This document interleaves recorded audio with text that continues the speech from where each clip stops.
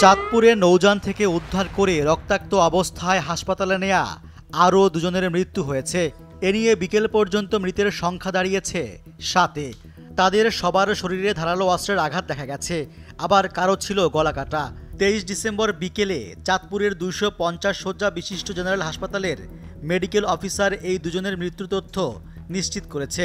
গুরুতর মাথায় আঘাত ছিল যারা এখানে মারা গেছেন, আর একজন হলো ওনার গুরুতর এখানে স্ট্যাব ইনজুরি গলায়, ট্রাকিয়াতে। ওনাকে এখানে ইমার্জেন্সি চিকিৎসা দেওয়া হয়েছে, তারপর ওনাকে ঢাকায় রেফার করা হয়েছে। এখানে আনার পর কয়জন মারা গেছে? এখানে দুইজন এখানে, একজন আগে থেকে মারা গেছে, আরেকজন মানে একদম শেষ মুহূর্তে ছিল আর কি। চাঁদপুরের হাইমচর উপজেলার মেঘনা নদীর ঈশানবালা খালের মুখে নোঙর করা এমবি আল বাখেরা নামের একটি সারবাহী নৌযান থেকে বেলা 3টার পরে 5টি মরদেহ উদ্ধার করে নৌ পুলিশ।